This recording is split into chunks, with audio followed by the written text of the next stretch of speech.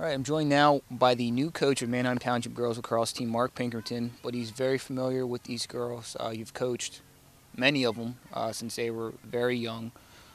Your daughter is a player here. They're all friends with her.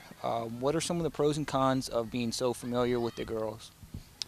Well, Matt, so it is like anything. There's good and bad. There's a lot of good. I've gotten a chance to know their games and know them personally, so I know where they came from in their development. I know where they are, and hopefully I know how to get them to the next step.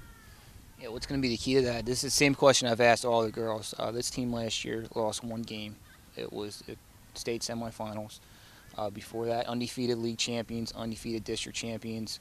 Lost a few very good players, but for the most part, a lot of the really, really good players return.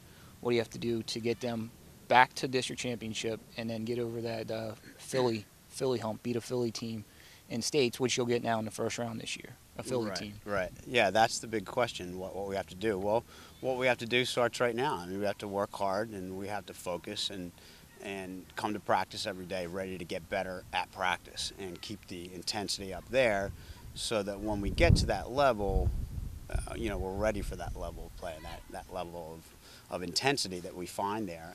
And they're ready, they're focused, and they're committed. So we basically just have to work hard. We think we have the players to do it.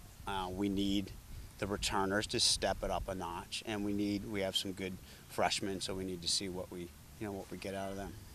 There was, for this team, there was a lapse in intensity in a few games last year where they won games by 1 or 2 goals that maybe Right. they should have won by a little closer. They had a game, I think they won in the final minutes of the game that they won a game. Yeah. What do you do this year Feel. to prevent complacency from setting in, because these are high school kids and it's going to happen at some point.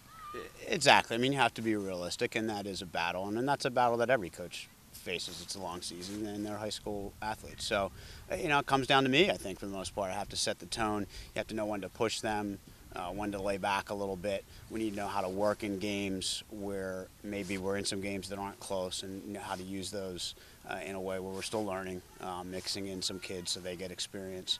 And again, it comes back to practice environment. So I think it's just it comes down to me keeping that going through the season, and know when to push and when to lay back.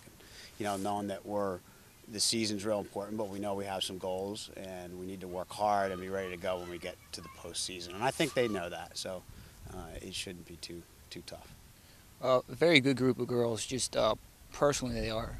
Some teams with the returners that they have, the season they had last year, their heads would get too big. They might read their press clippings a little too much.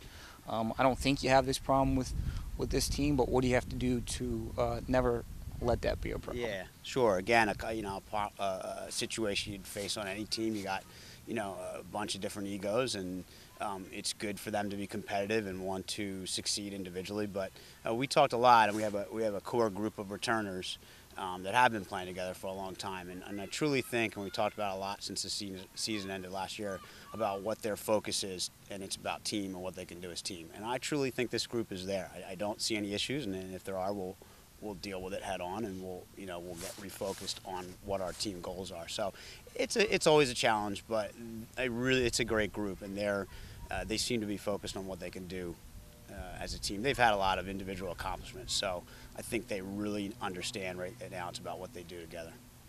How was your transition coming in? Like we said, you know most of the girls, but you're still coming into a new team, head coach, Sure. a new school, especially with lofty expectations. How's the transition going, and how do you accept the lofty expectations that not only kids have, I'm sure you have, but the community has as well?